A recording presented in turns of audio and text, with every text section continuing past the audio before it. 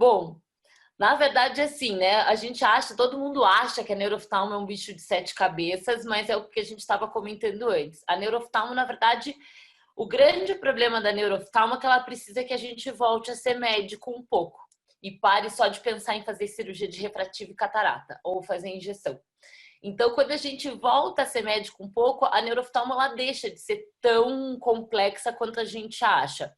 Acho que se a gente, quando a gente volta a ter um raciocínio completo do paciente, porque a neurooftalmo acaba envolvendo muita doença sistêmica. Então, assim, eu sempre pego muito no pé que a anamnese é fundamental. Então, esse paciente, às vezes, ele vai te contar uma coisa que responde ao teu diagnóstico, você não precisa de, às vezes, exame complementar nenhum. Mas a gente, de novo, como oftalmologista, não tem o hábito de fazer uma anamnese completa. Você tem que saber perguntar para o paciente, você tem que perguntar se ele está tendo perda de peso, porque é uma coisa que ele não vai contar para o oftalmo dele. Então, você tem que lembrar das doenças sistêmicas, tem que lembrar dos sintomas que o paciente pode ter, dos outros sinais, porque você tem que questionar esse paciente sobre isso. A gente sabe que a gente tem aqui uso de medicação, a gente tem um monte de doença genética que pode causar neuropatia, então, assim, histórico familiar é importante, doença pré-existente é importante. E eu sempre falo que o exame oftalmológico tem que ser completo mesmo dentro do pronto-socorro. É lógico que a gente tem as limitações do pronto-socorro, mas dentro do possível, o pronto-socorro também merece pelo menos uma anamnese direcionada, porque a maioria desses pacientes, ele não vai chegar no neurooftalmo, primeiro que ele nem vai achar um. E segundo que muitos deles procuram um pronto-socorro antes. Então, por causa disso, eu acabei dividindo a aula assim. A gente vai falar assim sobre o paciente com perda de visão, o paciente com diplopia e o paciente com anisocoria, porque é a queixa que o paciente se apresenta para você. Então, pensando na perda visual, principalmente em pronto-socorro, ele vai chegar falando, dormi enxergando, acordei sem enxergar com o olho, minha visão estava meio embaçada, achei que era o óculos, piorou nesses últimos 4, 5 dias, ou de repente eu perdi a visão dos 2 olhos. Então, são queixas muito comuns que a gente escuta, seja no pronto-socorro, no consultório. Eu acho que eu estou perdendo a visão, eu não estava enxergando com esse olho, já até fiz cirurgia de catarata, mas não resolveu nada, está piorando.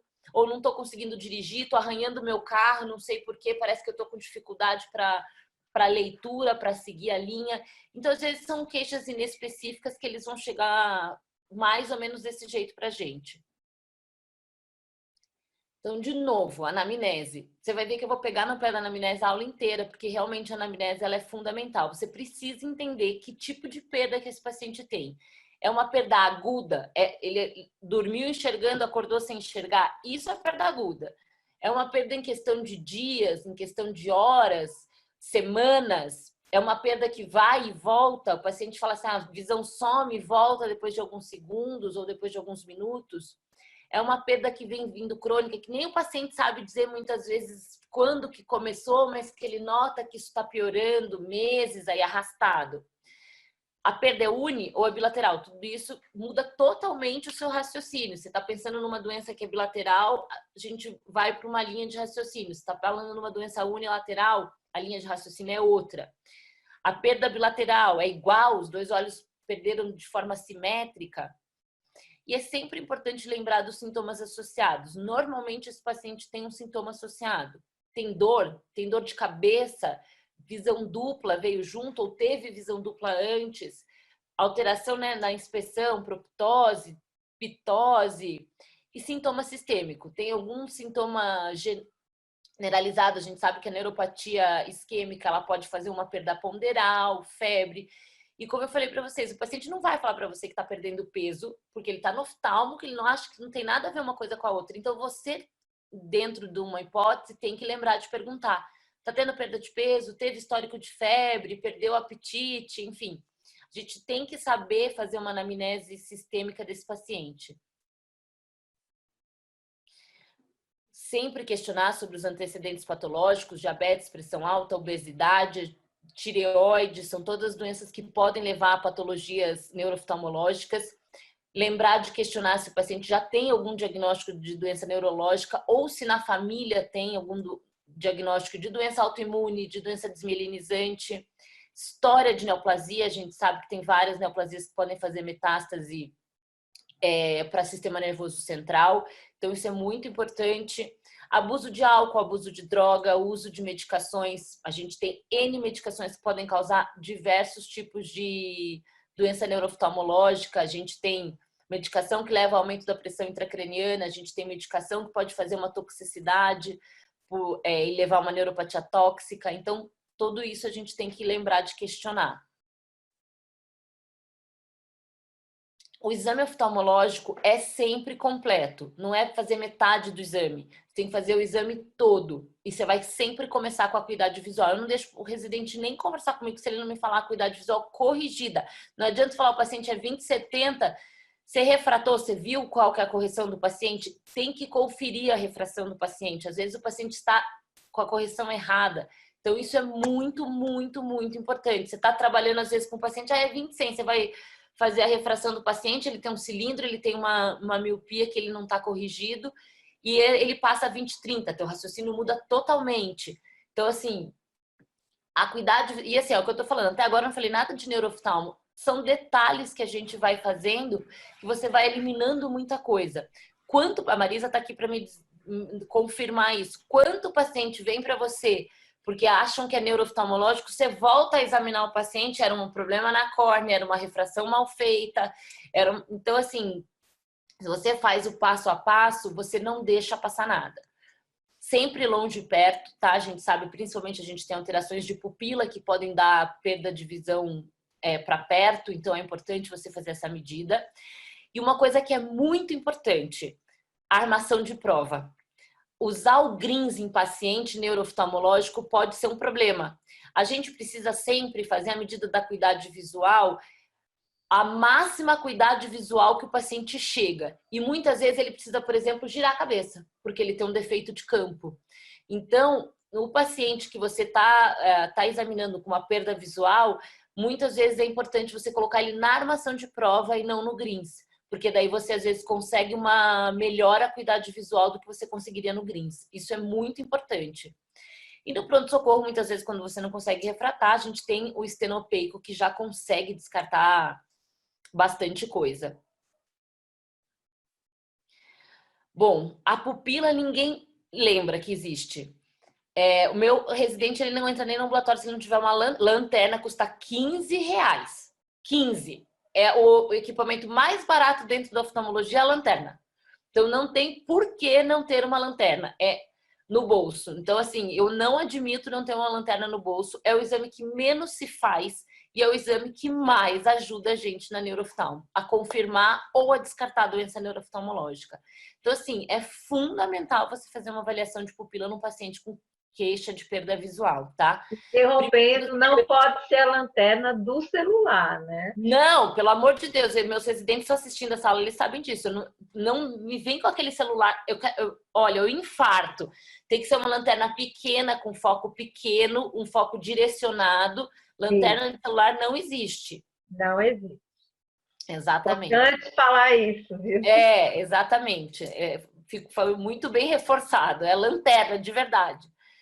Então, assim, a gente tem que olhar, você tem que avaliar a primeira pupila para a gente ver se tem isocoria ou anisocoria, tá? Nos quadros de neuropatias, de modo geral, a gente vai ter uma isocoria, ou seja, a gente não vai ter uma lesão da via eferente, a gente vai ter uma lesão aferente. Sempre testar reflexo direto e consensual. E o defeito pupilar aferente relativo, vou mostrar um vídeo depois, ele é fundamental ser avaliado, porque ele é um sinal muito importante de neuropatia. A gente sabe que as maculopatias também vão dar defeito pupilar, mas você precisa de uma maculopatia muito severa para você ter um defeito pupilar aferente. Então, de modo geral, se você tem um defeito pupilar presente com fundo de olho que você não vê muita coisa na retina, não é retina. Porque para a gente ter uma alteração de reflexo de aferência com patologias de retina, de modo geral, são patologias severas. A mácula tem que estar gravemente acometida para você ter um defeito pupilar aferente. Então, quando você tem um defeito aferente bem estabelecido, pode parar 2 vezes, porque provavelmente seu problema está no nervo óptico. E lembrar avaliar se a gente tiver um quadro de anisocoria, que depois a gente vai falar, você tem que sempre examinar o paciente em diversas iluminações para a gente, primeiro de tudo, definir qual que é o problema qual é a pupila que está doente. Eu vou falar melhor de pupila depois. Bom, o paciente está com queixa de diplopia, você tem que fazer uma avaliação de motilidade ocular junto, tá? Então, eu posso ter... A gente sabe que a gente tem alterações de ápice orbitário, por exemplo, que você tem lá no ápice orbitário os nervos cranianos, o quarto, o terceiro e o sexto entrando na órbita junto com o nervo óptico. Então, é uma topografia que, se eu tiver uma lesão, eu vou ter perda visual e eu vou ter, muitas vezes, sintoma de visão dupla associado, tá? Então, sempre lembrar que a gente tem que avaliar o sexto, o quarto e o terceiro e um que a gente nunca lembra, o quinto, tá? O primeiro e o segundo ramo do trigêmeo, ele vai passar pelo seio cavernoso junto com o terceiro, o quarto e o sexto. Então, muitas vezes, em patologias de seio cavernoso, ápice da órbita, a gente tem o quinto acometido. Então, é uma outra coisa que a gente tem que lembrar. Testar a sensibilidade da testa, a sensibilidade da face e a sensibilidade da córnea, tá? Sempre comparando um com o outro. Bom, teste de visão de cores. Outra coisa que é extremamente fácil, é um livrinho banal que vocês nunca lembram de testar. Tem até no aplicativo do telefone e vocês esquecem de testar. O teste de visão de cores é extremamente importante, principalmente se você está num pronto-socorro com um paciente que você acha que pode ser uma neurite. Neurite, o paciente tem distúrbio de visão de cor muito severo. Às vezes o paciente é 20/20, mas ele tem um distúrbio de visão de cor muito importante. Então, se você... será que é uma neurite? Tem que testar a visão de cor. Ela consegue te direcionar para um exame positivo, uma suspeita, reforçar a tua suspeita ou descartar. É muito, muito, muito, muito importante.